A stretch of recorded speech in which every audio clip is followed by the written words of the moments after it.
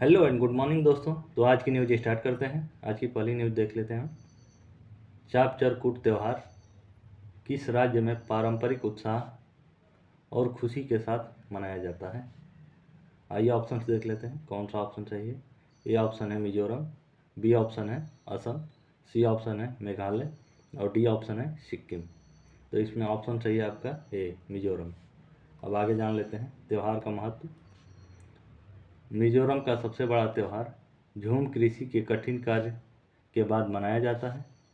यह बसंत त्यौहार है जो कृतज्ञता, समृद्धि और खुशी का प्रतीक है।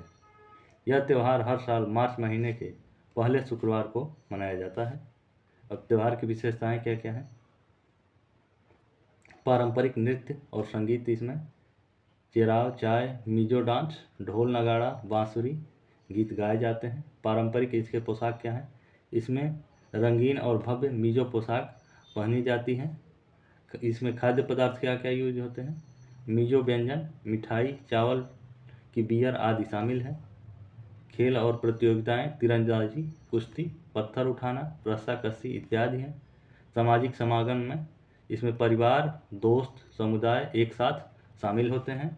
अब आगे देख लेते हैं इसका प्रभाव क्या है।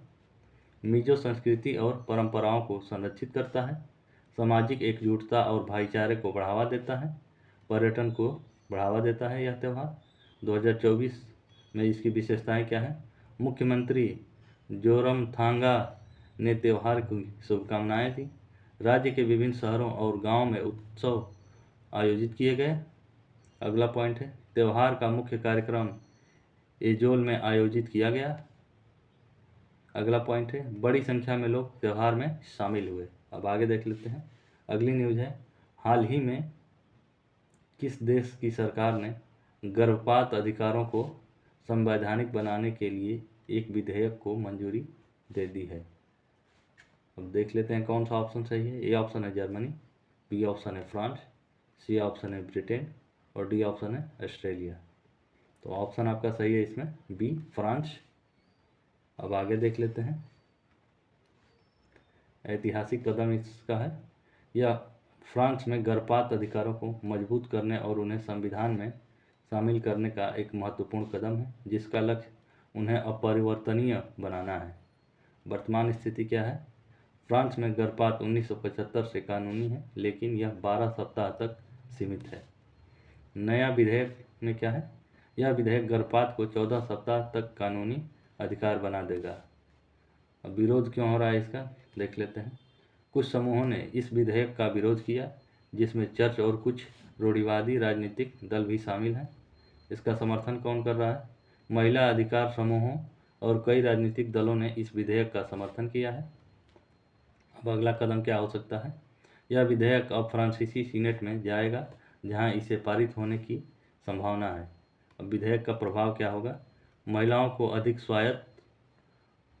स्वायत्तता। यह विधेयक महिलाओं को अपने शरीर और प्रजनन स्वास्थ्य के बारे में अधिक स्वायत्तता प्रदान करेगा। अब आगे जान लेते हैं।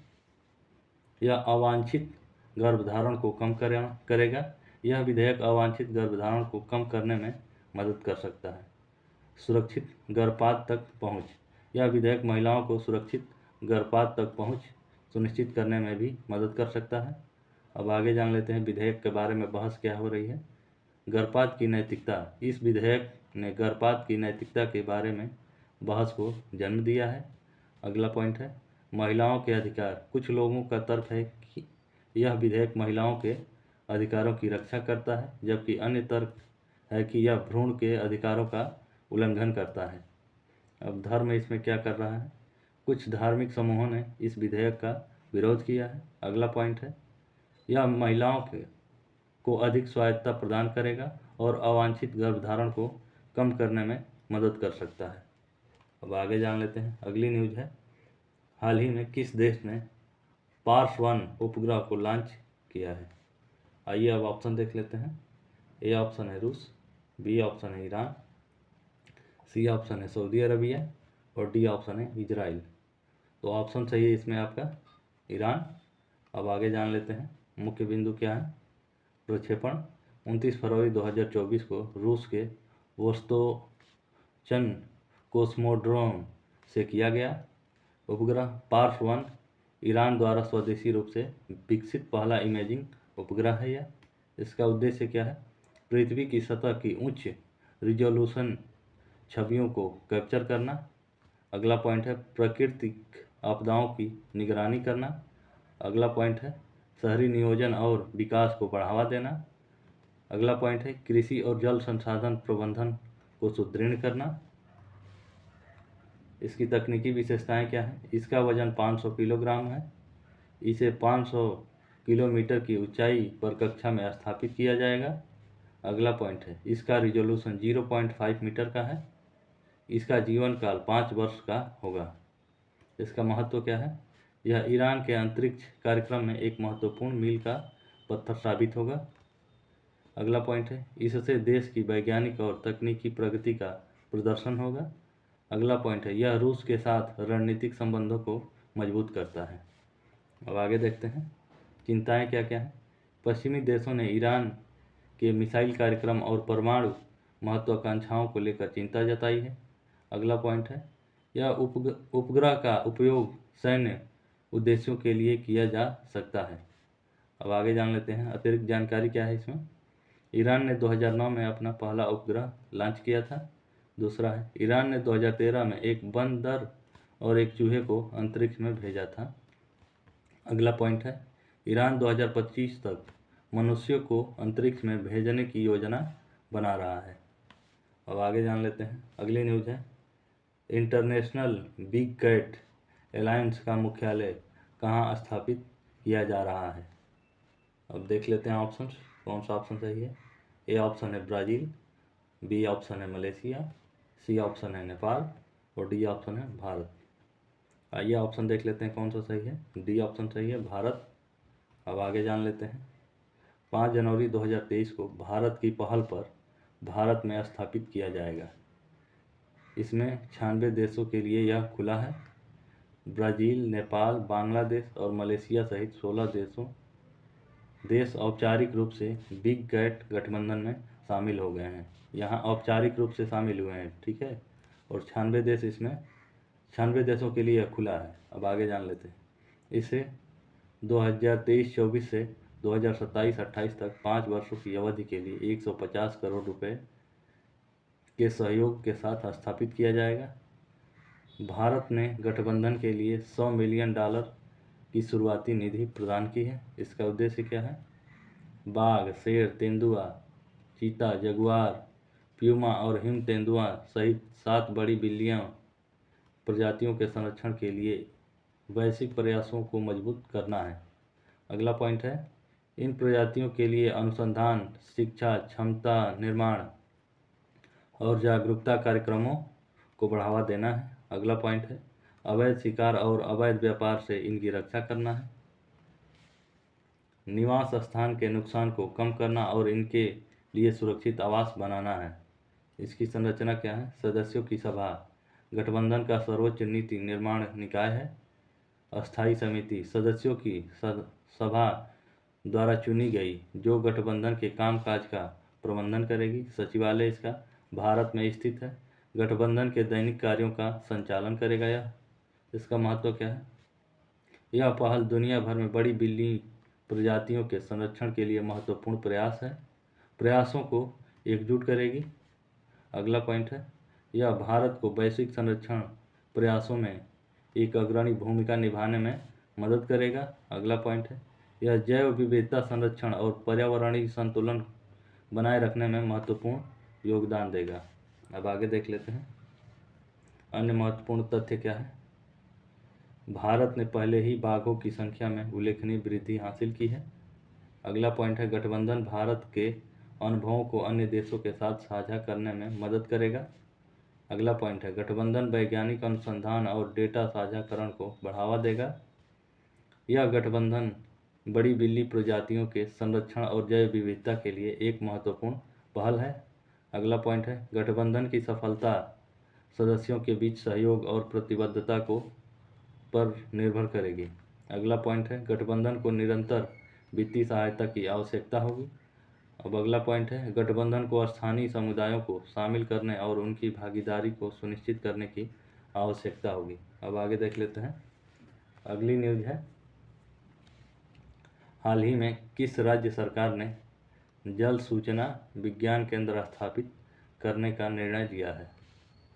अब ऑप्शंस देख लेते हैं। ए ऑप्शन है पश्चिम बंगाल, बी ऑप्शन है झारखंड, सी ऑप्शन है ओडिशा और डी ऑप्शन है छत्तीसगढ़। तो ऑप्शन सही है आपका सी, ओडिशा। अब आगे जान लेते हैं इसका उद्देश्य क्या है। जल संसाधनों से संबंधित डेटा का समन्वय, संग्रह और प्रसार करना है। जल मौसम संबंधी डेटा का व्यापक संग्रहालय बनाना। अगला पॉइंट है जल संसाधन प्रबंधन और डेटा हैंडलिंग में सुधार करना है। और कार्य क्या है? जल संसाधनों से संबंधित डेटा इकट्ठा करना और उसका विश्लेषण करना। अगला पॉइंट है जल संसाधनों की स्थिति और उपयोग पर रिपोर्ट तैयार करना। अगला पॉइंट है जल संसाधनों के बेहतर प्रबंधन के लिए नीति निर्माताओं को सलाह देना। अगला पॉइंट है जनता को जल संसाधनों के बारे में जागरूक करना है। अब आगे देख लेते हैं इसके लाभ क्या है। जल संसाधनों का बेहतर प्रबंधन और उपयोग करना, सूखा और बाढ़ जैसी प्राकृतिक आपदाओं का बेहतर पूर्वानुमान और प्रबंधन करना। अगला पॉइंट है जल संसाधनों से संबंधित विवादों को कम करना। अगला पॉइंट है जल संसाधनों के शोध और विकास को बढ़ावा देना है। अन्य महत्वपूर्ण बातें क्या हैं? SWIC जल संसाधन विभाग के अधीन कार्य करेगा। SWIC में जल संसाधन प्रबंधन और डेटा हैंडलिंग के विशेषज्ञों की एक टीम होगी। अगला पॉइंट है SWIC ओडिशा में जल संसाधनों के बेहतर प्रबंधन में महत्वपूर्ण भूमिका निभाएगा। अब आगे देख लेते हैं। अगली न्यूज है C-DOT और क्वालकॉम रणनीतिक साझेदारी के बारे में जान लेते हैं। इसका उद्देश्य क्या है?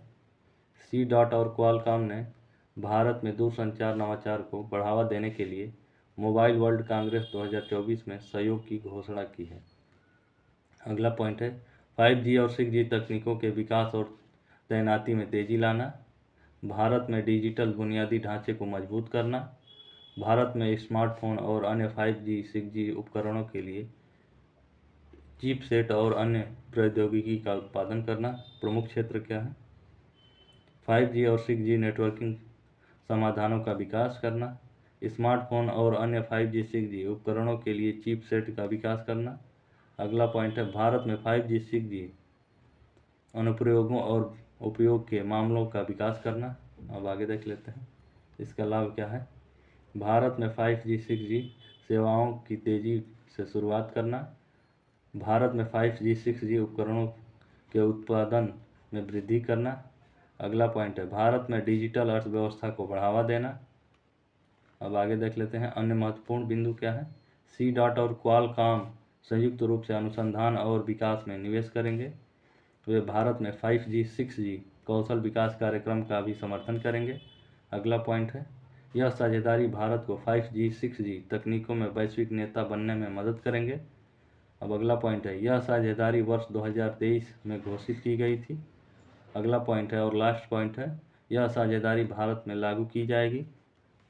तो आज की न्यूज़ हम यहीं समाप्त करते हैं।